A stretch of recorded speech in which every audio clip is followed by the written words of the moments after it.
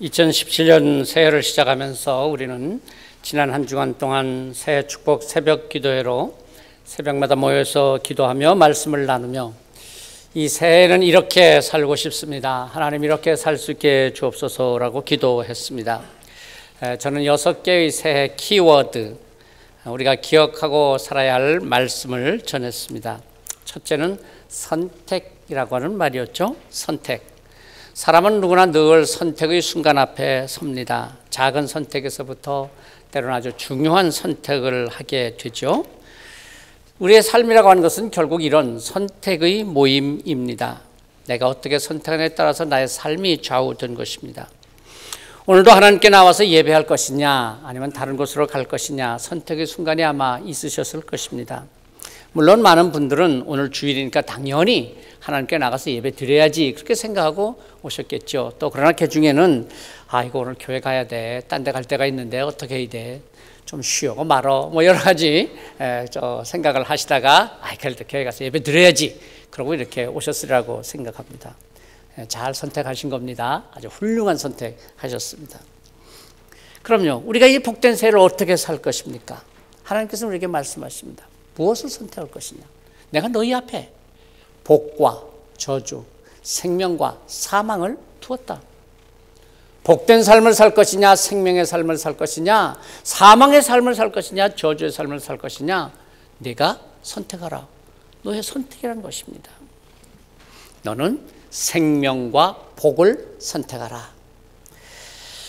우리가 바른 선택을 하려면은 그렇죠. 무엇을 기준으로 선택할 것입니까? 선택의 기준이 있어야 합니다. 그 기준으로서 두 번째 날 부르심이라고 하는 말씀을 드렸습니다. 하나님의 부르심. 우리는 결코 우연한 삶을 살고 있는 것이 아닙니다. 때로는 부족하고 연약한 우리의 삶이지만 그러나 하나님의 부르심을 따라서 살아갈 때 바른 삶을 살 수 있습니다. 오늘 내가 하는 일, 내가 선택하는 일, 그 속에 하나님의 부르심이 무엇이냐? 그 부르심의 의미를 바르게 깨닫고 바르게 선택해야 하는 것이죠. 내가 좋아한다고 하나님 다 좋아하는 거 아니잖아요. 내 기분 좋다고 그것이 꼭 그거 선택했다고 하나님도 기분 좋으신 것은 아니잖아요. 하나님께서 왜 내게 이런 상황을 주셨으며 여기서 무엇을 선택해야 하시는가? 하나님의 부르심을 기준으로 선택할 때 바른 선택이 되는 것입니다. 세 번째는 신앙 훈련이었습니다. 하나님의 부르심을 받았다고 우리가 다 하나님의 뜻을 이루며 복된 삶을 살 수 있는 것이 아닙니다. 때를 따라 적당한 신앙 훈련이 필요합니다. 말씀을 배우고 기도 훈련을 하고 전도 훈련을 해야 합니다. 매일매일 큐티하는 것은 신앙생활의 필수 훈련입니다. 이 한 해 나는 어떤 신앙 훈련을 해야 할 것인가를 생각하며 신앙 훈련을 잘 받겠다고 다짐해야 합니다. 네 번째 키워드는 하나님의 구속사였습니다. 우리의 삶이 물질의 여유만 있다고 해서 다 잘 사는 거 아니지 않습니까? 우리의 삶은 하나님의 구속사에 쓰임받는 삶이 되어야 복된 삶입니다. 예수님의 오심도 하나님의 은혜로 나를 부르심도 그리고 나를 여러 환경을 통해서도 이렇게 연단시키심도 하나님의 쓰심을 위한 준비라고 하는 것입니다. 성경에 보면 수많은 사람들이 다 저마다 자기 삶을 살다가 간 것 같이 보입니다만은 사실 그렇지 않습니다. 하나님의 구속사를 위해서 쓰임받는 인생들이었습니다. 모두가 다 하나님의 구속사를 위해서 자기 역할을 하고 그 역할 끝나면 이 세상 떠나는 겁니다. 새해 신앙생활의 다섯 번째 키워드는 지혜였습니다. 우리의 삶은 그렇게 단순하지 않습니다. 인생이 녹록지 않다는 말이죠. 사람은 저마다 그래서 수단과 방법을 그리고 저마다 자기 요령과 술수를 갖고 있습니다. 그래서 잘한다. 나 그래도 이만큼 사는 거 다 그래도 잘 사는 거야. 그렇지만 10번 잘하는 것 같아도 마지막 한 번을 그르치면 그동안 10번 잘한 것이 다 헛되이 돌아가고 마는 것이 우리의 삶입니다. 내 지혜로 내 수단과 방법으로 살려고 하다가는 마지막에 늘 실패가 되는 것입니다. 하나님의 지혜를 구해야 합니다. 오늘 나의 삶을 잘 분별할 수 있는 영적 지혜가 우리에게 있어야 하는 것입니다. 그리고 마지막 키워드는 말이었습니다. 말 한마디로 천냥 빚을 갚는다 그러지 않습니까? 말 한마디가 참 중요합니다. 말 한마디로 화를 부르기도 하고 말 한마디로 복이 되기도 합니다. 우리가 죄를 짓는다고 하는 것도 사실 생각해 보면 뭐 그렇게 끔찍하게 큰 행동 그걸 잘못해서 그래서 죄 짓는 것보다도 이 말 한마디로 짓는 죄가 얼마나 많습니까? 말 한마디로 형제의 마음을 아프게도 하고 상처를 주기도 하지만 또 한편 말 한마디로 큰 위로를 주고 또 기쁨을 주기도 합니다. 그렇습니다. 이 새해 이 말을 잘하면 정말 복된 한 해 은혜로운 새해가 될 것입니다. 어제 토요일 아침에는 청년회와 드보라회를 비롯한 많은 성도님들이 나오셔서 함께 기도를 하면서 또한 여신도에서 준비한 아침 식사를 나누며 하나님의 축복된 새해를 다짐했습니다. 전날 밤 교회에서 주무시면서 새벽 아침 일찍 식사를 준비해 주신 여신도에 감사드리고요. 또 물질로 후원해 주신 여러분들께 감사를 드립니다.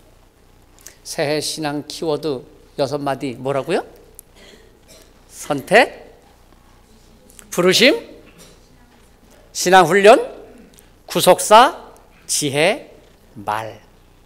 여러분들이 한번 이 6마디를 잘 기억하시면서 이 한 해 어떻게 살아야 할까를 생각해 보신다면 아마 큰 은혜로운 또 복된 새해가 되리라고 생각합니다.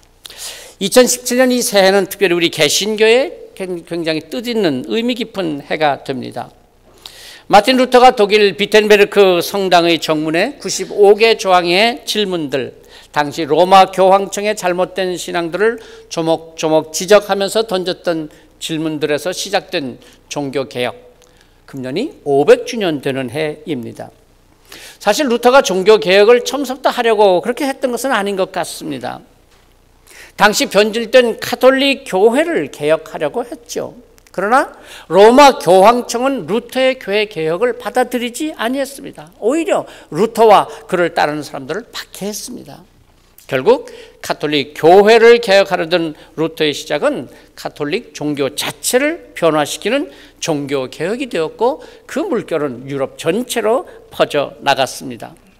독일의 루터로부터 시작된 종교 개혁의 물결은 프랑스에서의 장 깔뱅의 신학적인 가르침을 개혁했고 스위스에서는 찌빙겔리로 인해서 교회의 제도적인 문제들을 개혁했습니다. 우리는 루터, 깔뱅, 찌빙글리를 종교개혁의 3대 지도자라고 말합니다. 독일을 비롯한 유럽의 개신교회들은 벌써 몇 해 전서부터 종교개혁 500주년을 기념하는 각종 행사들을 준비하면서 신앙의 새로운 전기를 삼으려고 노력하고 있습니다. 우리 한국의 개신교회들도 각 교단별로 유럽을 방문하는 프로그램들을 준비하면서 종교개혁의 신앙을 새롭게 이해하고 새로운 변화의 기회로 삼으려고 합니다. 특별히 한국 개신교회에 있어서 종교개혁 500주년이 특별한 의미를 갖게 되는 것은 한국 교회가 사회로부터 또 세상 믿지 않는 사람들로부터 많은 비판의 대상이 되고 있다고 하는 점에서 더 특별한 의미를 갖게 됩니다. 개신교 역사도 130년을 넘어가지 않습니까? 특히 짧은 기간에 급성장한 한국의 개신교회들은 많은 문제점을 갖게 되었습니다. 교회 개혁이라고 하는 특별한 전기를 마련해야 될 때가 된 것입니다.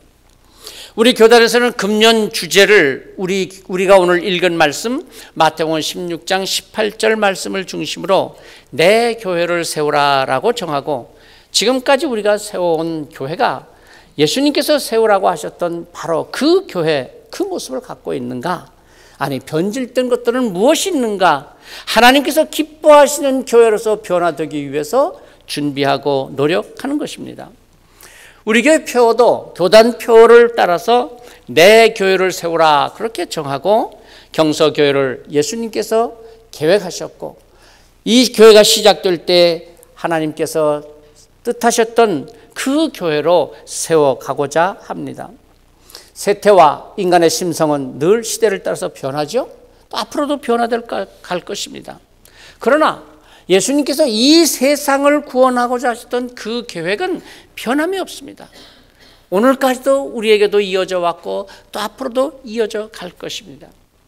2017년 이 시대를 살고 있는 우리는 어떻게 하나님께서 기뻐하시는 우리의 경서교회를 세워갈 수 있을까? 우리가 바라보고 헌신하는 경서교회, 이 교회가 어떤 교회가 되어야 할까? 우리는 생각해 보고자 합니다. 내 교회를 세우라. 주님의 말씀을 따라서 우리는 이 새해 세 가지로 우리의 교회를 섬기며 신앙생활을 했으면 좋겠습니다. 첫째는 하나님의 말씀에 집중하자입니다. 두 번째는 하나님의 임재를 경험하자입니다. 그리고 세 번째는 다음 세대를 세우자입니다. 집중하자, 경험하자, 세우자. 무엇에 집중합니까? 하나님 말씀에 집중하자. 무엇을 경험하자? 하나님의 임재를 경험하자. 무엇을 세우자? 다음 세대를 세우자고 하는 것입니다. 지난달 통계청에서 발표한 2015년 인구주택 센서스에 따르면 우리나라의 종교 인구 통계가 의외의 결과가 나왔습니다. 우리나라 종교 인구 중에서 개신교 인구가 제일 많다고 나왔습니다. 그동안에는 불교 인구가 제일 많았죠. 그런데 이번 조사에서 보니까 개신교 인구가 968만 명, 불교 인구가 762만 명, 가톨릭 인구는 389만 명으로 조사되었다고 합니다. 10년마다 한 번씩 조사하는 조사이기 때문에 10년 전과 비교하게 되는데 불교와 가톨릭은 종교 인구가 줄었습니다. 그런데 개신교 인구만 130만 명쯤 늘었다고 하는 것입니다. 와, 대단하잖아요? 야, 우리가 정말 기뻐하고 자랑할 일입니다. 그러나 많은 사람들은 의아하게 여깁니다. 아, 드디어 개신교회가 한국에서 최고의 종교가 되었다. 그렇게 자랑스러워하고 기뻐합니까? 그런데 왜 요즘 교회 현실에서는 교회들마다 교인 수가 줄고 있습니까? 어떻게 통계는 그런데 130명이나 늘었다고 나왔느냐? 다 의아스럽게 생각합니다. 그래서 몇몇 개신교 기관에서 분석을 해보았답니다. 교회에서 교인 수는 줄어드는데 통계의 개신 교인 수가 늘어난 이유가 무엇이냐? 여러 가지 원인들을 발견할 수 있었지만 종합해서 두 가지 이유를 찾았습니다. 첫째는 이단들의 증가 때문이라고 하는 것입니다.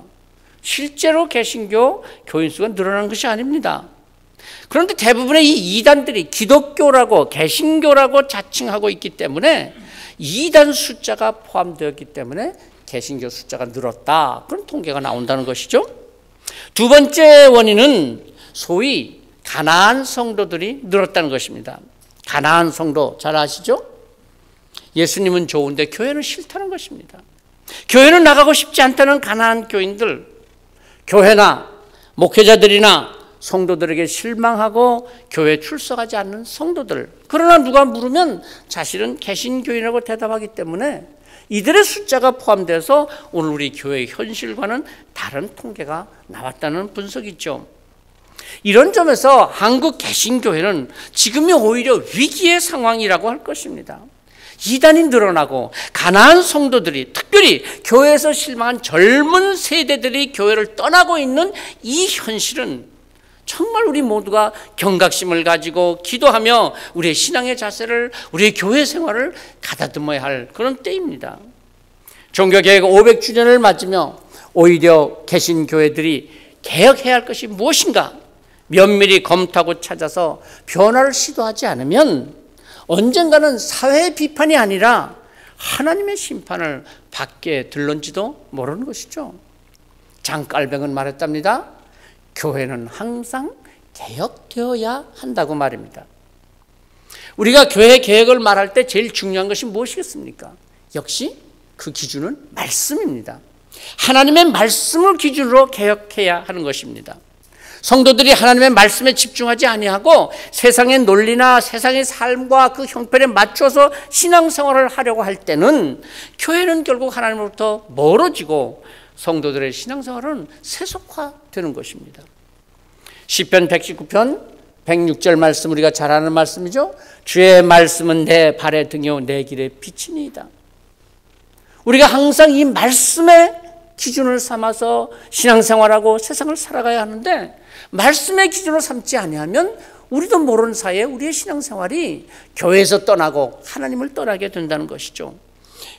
정말 하나님의 말씀을 내 발의 등이요 길의 빛으로 삼고 살아갈 때 103절에서 고백하는 그대로 주의 말씀의 맛이 내게 어찌 그리 단지요 내 입에 꿀보다 더 다니다 그렇게 고백할 수 있게 됩니다. 우리가 신앙생활을 한다고 하는 것이 무엇을 의미하는 것이겠습니까? 엄청난 공적을 쌓는 일이요 놀라운 일들을 행하는 것이 신앙생활입니까? 아니요. 우리의 삶 속에서 순간순간마다 하나님께서 들려주시는 하나님의 말씀이 있다고 하는 것을 깨닫고 그 말씀을 들으며 그 말씀을 따라서 살아가는 삶, 그게 신앙생활이죠. 시대도 변하고 사람도 변하고 생각도 변합니다. 그러나 변치 않는 것 하나님의 말씀을 따라 살아야 하는 것입니다. 여러분 사울 왕을 기억하시죠? 그도 처음 왕으로 세움을 받았을 때는 너무나도 겸손했습니다. 사무엘 선지자의 말을 하나님의 말씀을 잘 순종하고 따랐습니다. 그런데 왕이 되고서 전쟁에서 승리하고 일들이 잘 되다가 보니까 이제는 하나님의 말씀보다 앞서는 것이 자기 형편, 자기 생각, 자기가 좋아하는 것 그게 앞섰습니다. 제사장만이 집례하도록 되어 있었던 제사를 상황이 다급하다고 자기가 나서서 직접 집례를 했습니다. 하나님께서 아말렉 족속을 다 멸하라고 말씀하셨는데 가서 전쟁을 해서 크게 승리를 하고서 자기가 좋아하는 것들, 자기가 필요한 것들은 다 살려가지고 돌아왔습니다. 하나님의 말씀을 소중히 여기지 않았습니다. 하나님의 명령을 귀 밖으로 들었습니다. 사무엘 선지자로부터 혹독한 책망을 듣습니다. 왕이 여호와의 말씀을 버렸으므로 여호와께서 왕을 버려 왕이 되지 못하게 하시나이다. 사울 왕인들 하나님의 말씀을 버리고 싶어서 버렸겠습니까? 기준이 하나님의 말씀에서부터 상황으로 바뀌는 거예요. 전에는 하나님의 말씀이 기준이었는데 이제는 환경이 기준인 거예요. 그러다 보니까 자기의 삶도 변질되는 것입니다. 세상의 풍조는 변하고 가치관도 바뀝니다. 삶의 스타일도 변합니다. 그런데 우리 그리스도인들이 이 변화하는 세대 속에서 변함없이 하나님을 섬기며 신앙으로 살아갈 수 있는 기준이 무엇이겠습니까? 하나님의 뜻이 무엇인지, 하나님께서 지금 내게 무엇을 하고 말씀하시는지, 내게 무엇을 원하시는지 그걸 듣고 깨달아야 하지 않겠습니까? 시대나 환경이나 사람이 중요한 것이 아니라 하나님의 말씀이 중요하다고 하는 것입니다. 사실 오늘도 우리는 하나님을 그렇게 쉽게 떠나지 않잖아요. 그렇죠? 교회를 그렇게 쉽게 떠나지는 않잖아요. 그런데 참 이상한 것은 말씀을 우리가 소중히 여기지 않는다고 하는 것입니다. 하나님께서 뭐라고 말씀하셨느냐 그것보다도 내 생각, 내가 좋아하는 것, 내 기분, 내 상황을 하나님의 말씀보다 더 중요하게 여깁니다. 그래서 자기 생각대로 살아가려는 어리석음에 빠지고 죄악에 빠지게 되는 것입니다. 우리는 진정 하나님의 말씀을 소중하게 생각하십니까? 하나님의 말씀이 우리의 삶의 첫째입니까? 우리 신앙생활의 이중적인 모습들이 이런 곳에서 잘 나타나죠. 믿음이 있다. 평상시 믿음이 있는 것 같아요.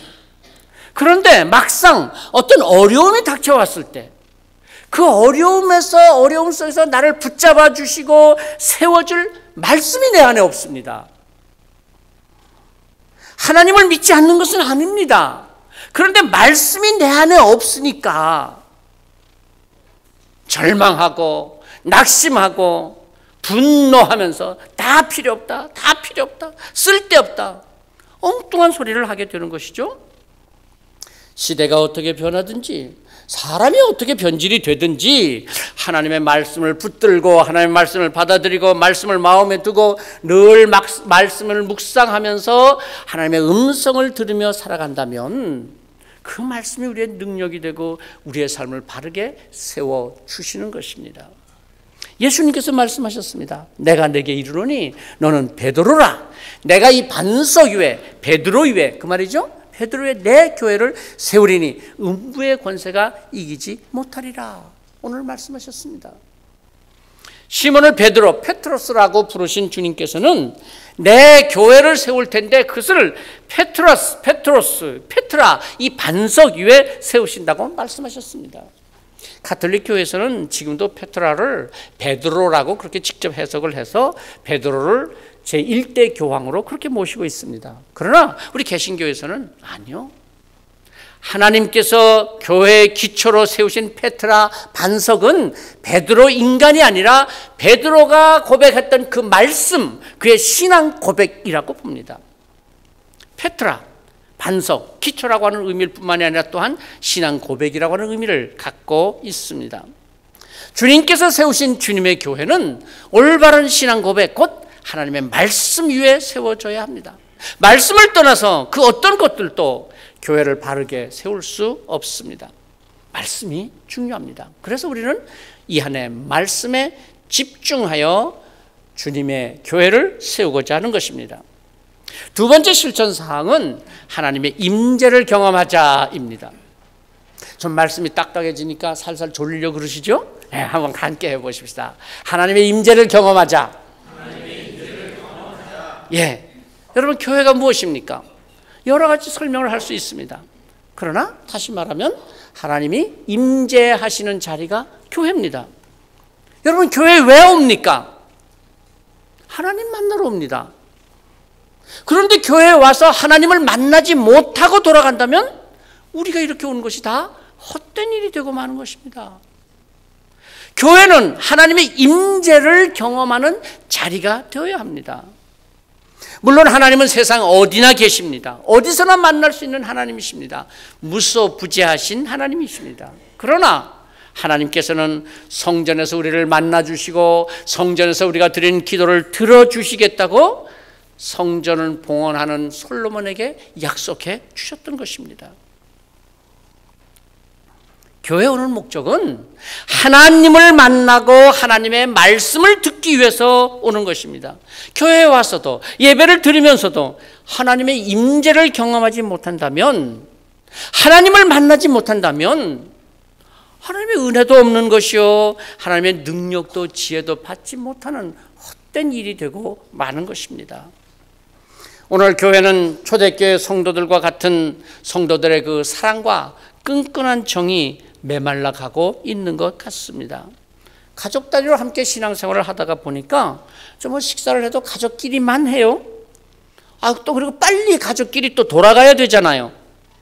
그러니까 언제 성도들과 만나서 함께 위로하고 함께 기도하고 함께 하나님의 말씀을 나누며 하나님께서 어떻게 내게 역사하셨는지를 서로 간증하면서, 그래서 하나님께서 이렇게 임재할 것이다 서로 권면하고 권고해 줄 수 있는 그런 기회가 없습니다. 교회 왔다가도 빨리 집에 가기가 바쁩니다. 그렇다고 해서 뭐 주중에 서로 만나는 것도 아니잖아요. 그죠?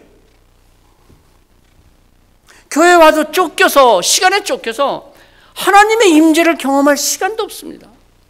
우리가 교회에서 봉사한다고 하는 일들이 진정 하나님을 만나며 하나님의 임재를 경험하는데 걸림돌이 되고 있는 것은 아닙니까? 예배를 드리며 말씀을 들으며 하나님과의 만남 속에서 눈물을 흘리며 성령님의 만져주심을 체험하지도 못하지 않습니까? 교회 와서도 너무 바빠. 네? 교회 와서도 너무 바빠. 열심히 봉사만 하다가 지친 몸으로 교회를 떠나고 있는 것은 아닙니까? 하나님을 만나야 또 우리가 한 주간을 세상에서 살아갈 수 있는 힘과 능력을 얻을 수 있는데 말입니다.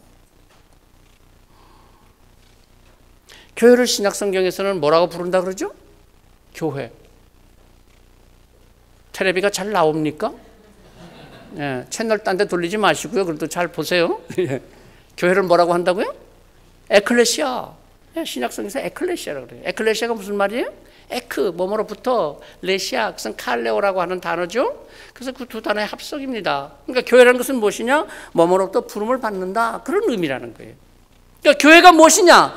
부름받은 하나님의 백성들의 모임이라고 하는 것입니다. 부름받은 하나님의 백성들, 누가 불렀습니까? 하나님께서 부르셨습니다.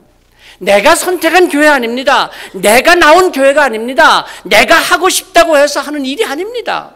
내가 되고 싶어서 장로가 되고, 내가 되고 싶어서 권사가 되고, 집사가 되고, 교사가 되고, 성가대를 하고, 내가 좋아서 리더를 하는 일이 아닙니다. 하나님께서 나를 부르셨고 하나님께서 내게 맡기신 사역을 하는 것입니다. 그런데 나를 부르신, 일을 맡기신 하나님은 정작 만나지 못하고 하나님의 말씀도 듣지 못하고 하나님의 말씀을 깨닫지도 못한다면 어떻게 우리가 하나님의 일을 한다고 할 수 있겠습니까? 하나님의 일을 하는 것입니까? 내 생각, 내 느낌, 내 주관으로 신앙생활을 하다가 보니까 그 봉사에는 하나님이 계시지 않습니다. 하나님과 상관없는 헌신입니다. 하나님의 뜻과는 멀어진 신앙생활이 되고 말지 않습니까? 우리는 오늘 하나님의 임재하심을 얼마나 자주 경험하십니까? 얼마나 자주 하나님을 만나시느냐 그 말입니다. 교회의 주인 되신 하나님은 보이지 아니하고 교회에서 자꾸 사람이 보입니다. 사람이 중요해집니다.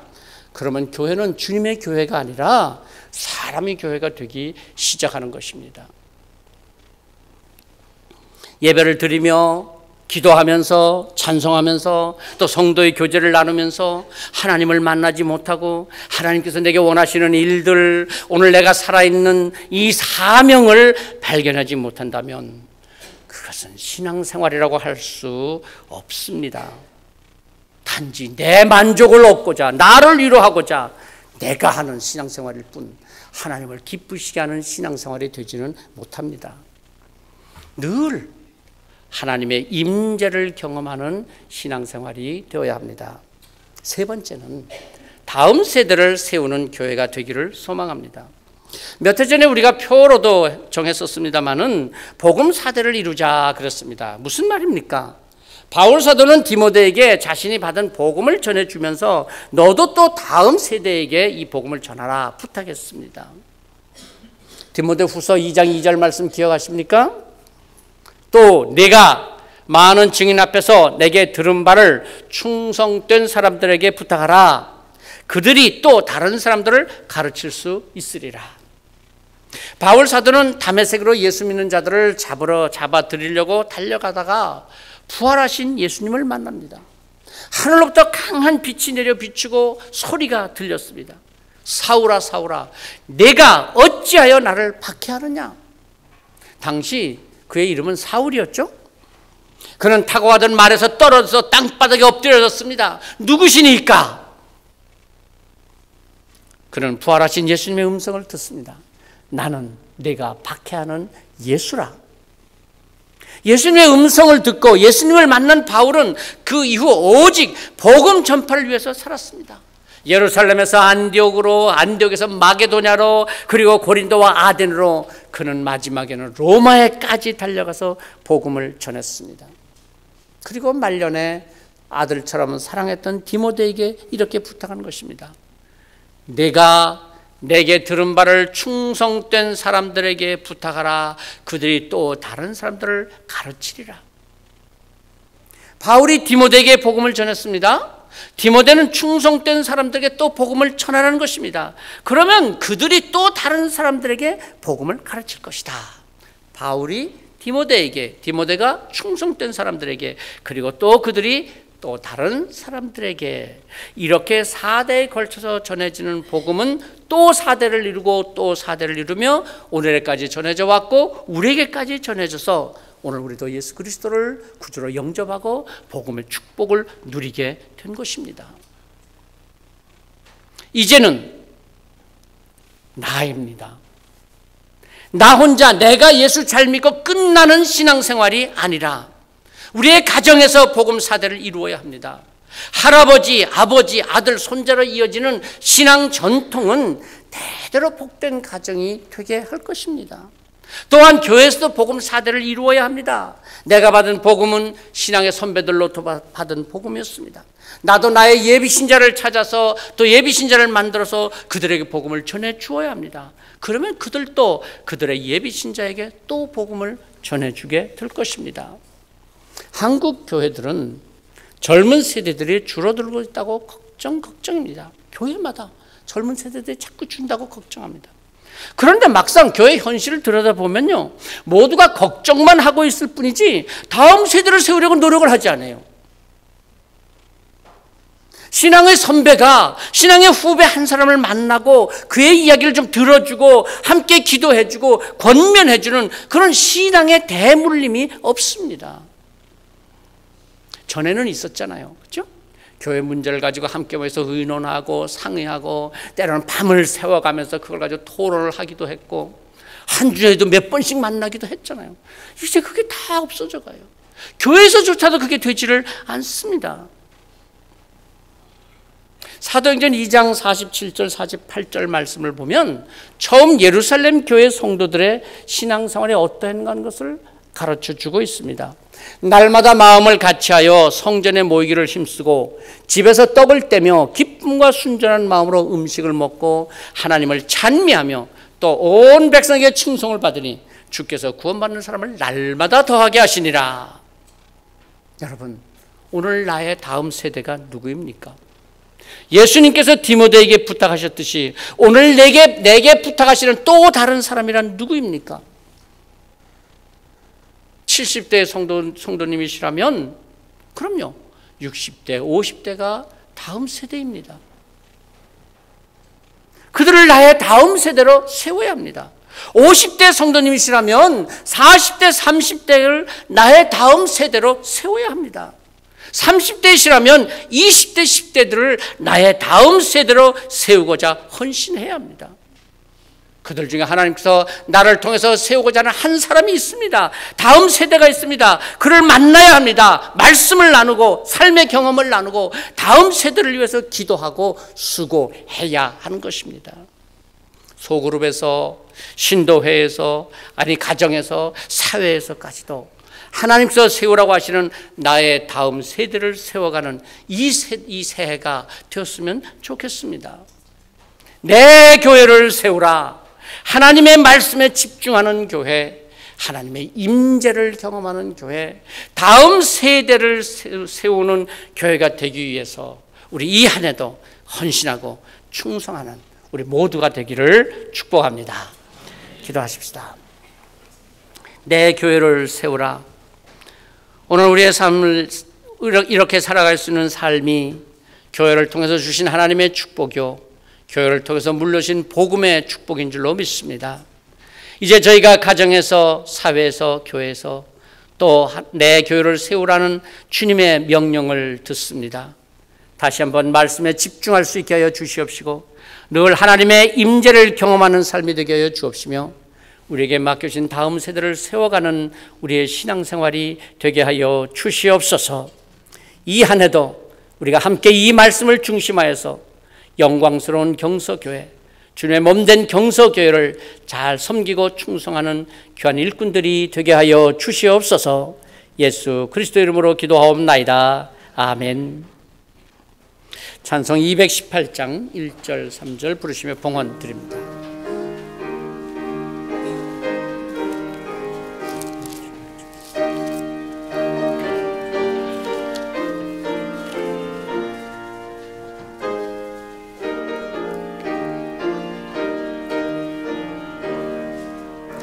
내 마음과 정성을 다하여서 주 너의 하나님을 사랑하라. 내 몸을 아끼고 사랑하듯 형제와 이웃을 사랑하라. 주께서 우리에게 명하시니 그 명령 따라서 살아가리. 나 항상 주